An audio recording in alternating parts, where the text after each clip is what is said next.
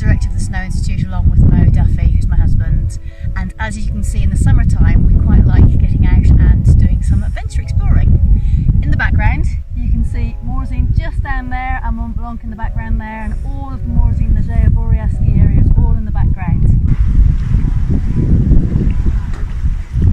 This is also something that I like to do in the summer, so whenever I get the chance to come out to the Alps